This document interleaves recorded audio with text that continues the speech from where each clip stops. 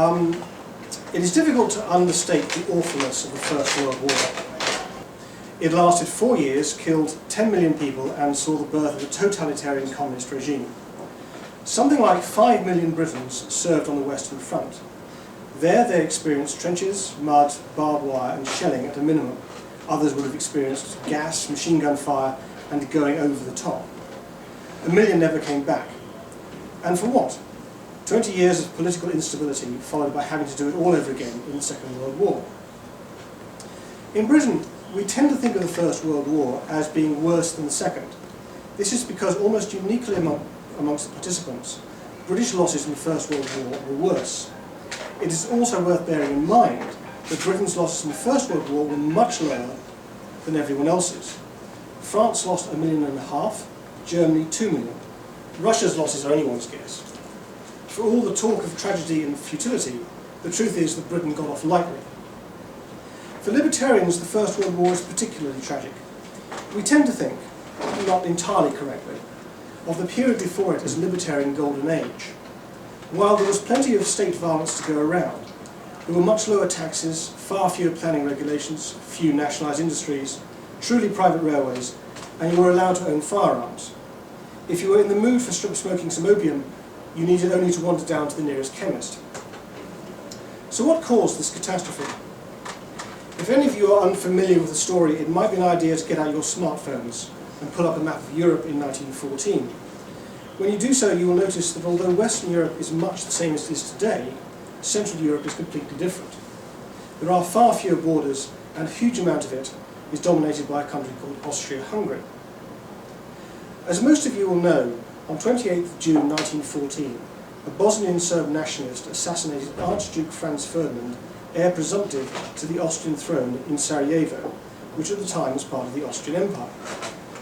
Although the Austrians didn't know this at the time, though they certainly suspected it, the assassin and his accomplices had been armed and trained by Serbia's rogue intelligence service. I should say I wrote that about a month ago when I was preparing this talk. And last week I made the mistake of going to Sarajevo, and there was a little exhibition and they were saying, we're not quite sure if it was. So there's still apparently a debate. I thought it was all over, it was definitely done by the Serbia's intelligence service, but obviously there's also a debate going on. Oddly enough, the Austrians weren't that bothered by the assassination of Franz Ferdinand the man. Apart from his family, no one seems to have liked him much, and he was one of the few doves in a sea of hawks. Most of the Austrian hierarchy wanted war with Serbia. Franz Ferdinand did not, and his death changed the balance of power in Vienna. Much as the hierarchy were not bothered by the assassination of Franz Ferdinand the man, they were bothered by the assassination of Franz Ferdinand the symbol, that is, of Austria's monarchy and empire. The Serbs wanted to unite all the South Slavs, that is, Slovenes, Croatians, Bosnians, Montenegrins and Macedonians in one state. However, most of these peoples lived in Austria. Now, if the South Slavs left, there was no reason to think that the Czechs, Poles, Ruthenes, or Ukrainians as we now call them, or Romanians, who were also part of the Austrian Empire, would want to stay. Therefore, it was clear that Serbia's ambitions posed an existential threat to Austria, correctly as it turned out. The solution? Crush Serbia. And now the Austrians had a pretext.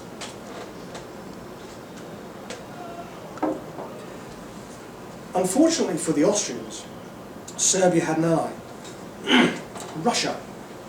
Russia regarded itself as the protector of the Slavs, and Serbia in particular. But Austria also had an ally, Germany. Germany had spent the previous 20 years antagonizing Britain, France and Russia, and so was glad to have any ally at all. The fact that Austrians spoke German at a time when racial ideas were gaining ground was also a factor. But Russia itself had an ally, France. This was something of a marriage of convenience, given that France was a democratic republic and Russia was an autocracy. But allies they were. All this meant that if Austria went to war with Serbia, Germany could find herself at war with France, and both Austria and Germany could find themselves at war with Russia. This alarmed the Germans. One of the great fears of the High Command was fighting a war on two fronts. To them it seemed that the only hope lay in defeating one of their enemies before the other could act. Thus they decided that in the event they would concentrate their efforts on France, in the event of war they would concentrate their efforts on France, aiming to knock it out in 6 weeks, before the Russians could mobilise their forces and hence bring them to bear. To do this, they would march the bulk of their armies through Belgium. This became known as the Schlieffen Plan. So, after the assassination, the Austrians approached their allies in Berlin. Would Germany back up Austria in the event of war with Serbia, they asked. Yes, they would, came the reply. This became known as the blank cheque, and so armed with the blank cheque, the Austrians then proceeded to do nothing. The best part of 3 weeks, actually 4 weeks I think, passed before Austria issued an ultimatum to Serbia. When it was issued, almost everyone agreed that the ultimatum was unacceptable, as in no self-respecting sovereign state could possibly accept it. But oddly enough, in his book, The Sleepwalkers, Christopher Clark argues that by today's standards, the ultimatum was far from being unreasonable. But this is now, and that was then. Although Serbia appeared to accept most of the ultimatum, to the extent that the Kaiser Wilhelm of Germany thought it had averted war, it was not enough for the Austrians, who declared war on 28th of July.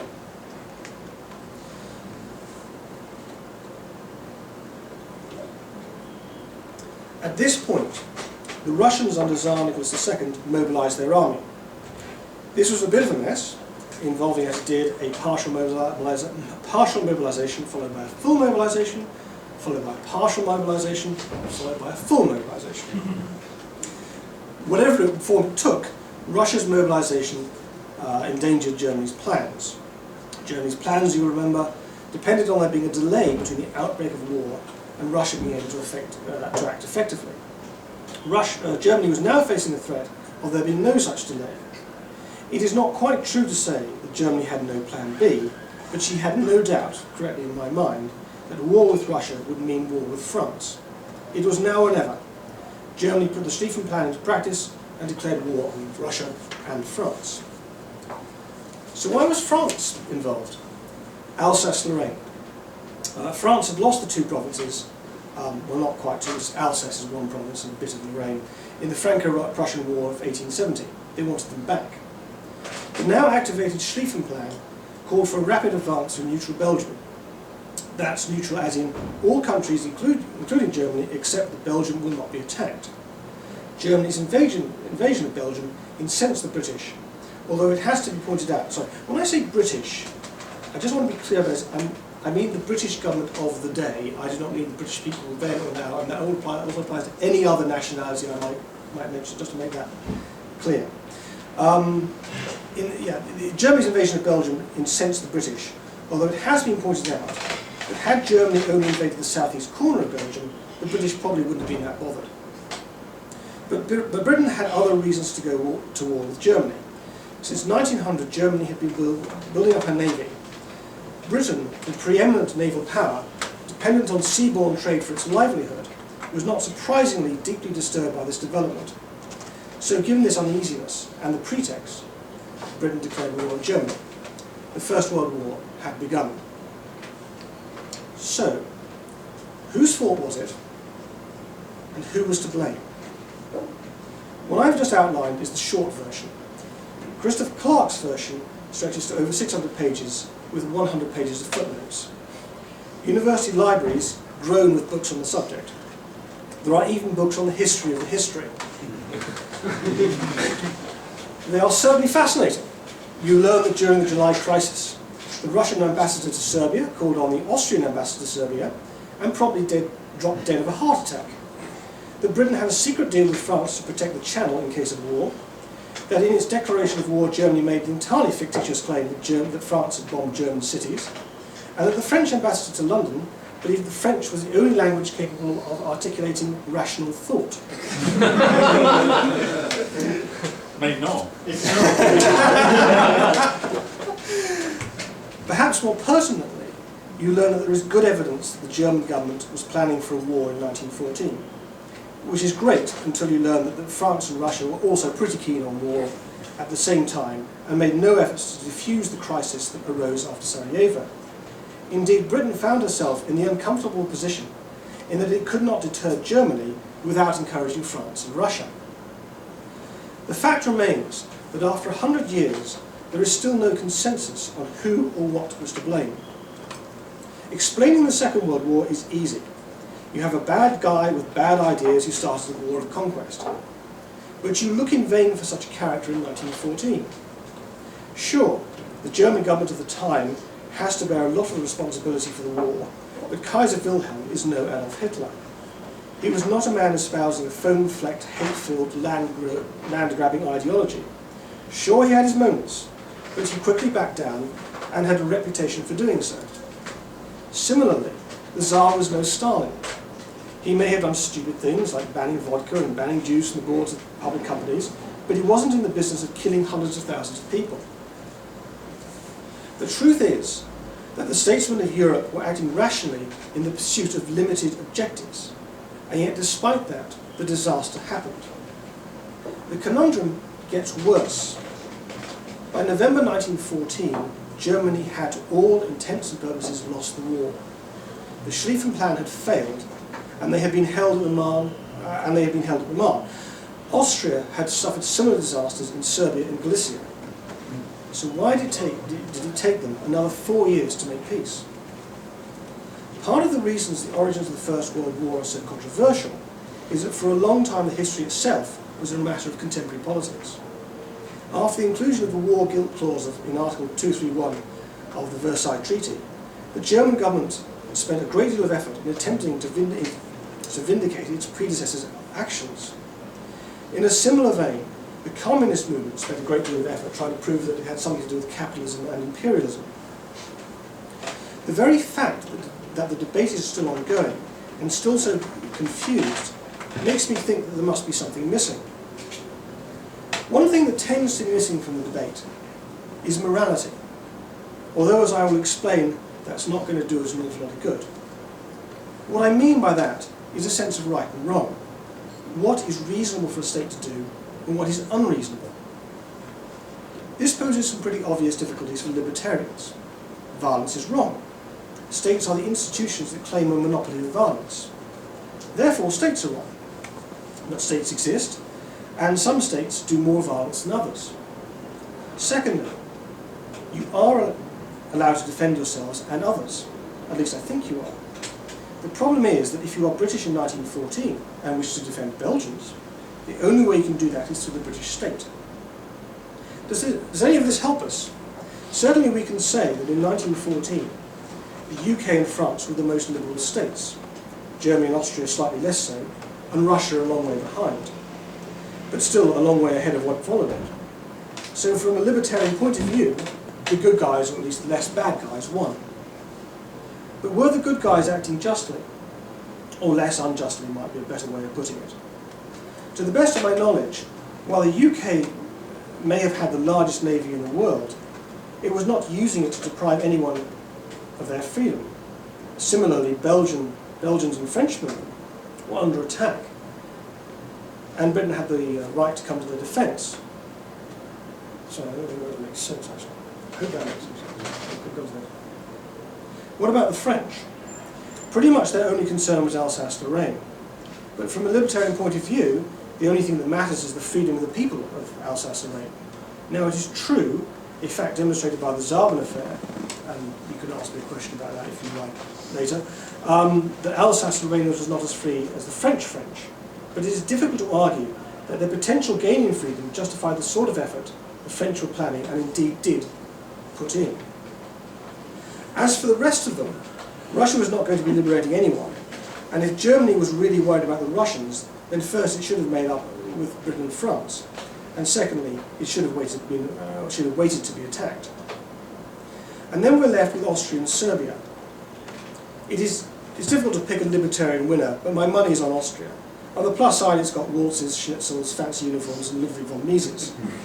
On the downside, it's just closed down the Bohemian Parliament. As for Serbia, the Balkan Wars of 1912 and 1913, as with the 1990s, had seen their fair share of ethnic cleansing. But on the plus side, in July 1914, they were holding an apparently free and fair election. Well, that didn't help much. We shall have to look elsewhere. Could the outcome provide a clue? Four monarchies, Germany, Austria, Russia and Turkey, were swept away by the First World War. When I say monarchy, I am not talking about the wishy-washy sort of monarchy we currently have in the UK. I'm talking about real monarchies, monarchies red in tooth and claw, monarchies that can, at a minimum, hire and fire ministers and start wars. Now I can almost hear the pedants saying that those are precisely the power the Queen has, to which I say only in theory. Should the Queen or any of her successors ever attempt to actually exercise those theoretical powers, they will be out of office in a matter of nanoseconds. Britain is a republic. When did it become one? I think, I'm looking at Richard Carey, I think he's going to disagree with me. I think we can be pretty precise with the dates. Sometime between 1642 and 1694. 1642 is the date of the outbreak of the English Civil War, when Charles I tried to impose his idea of absolute monarchy. 1694 is the date William III accepted that his powers are extremely limited.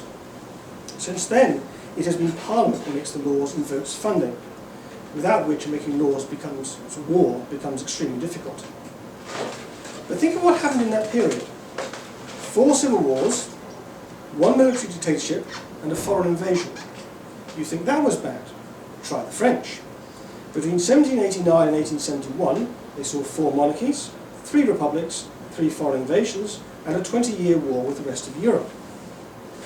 And now look at what happened in the 20th century.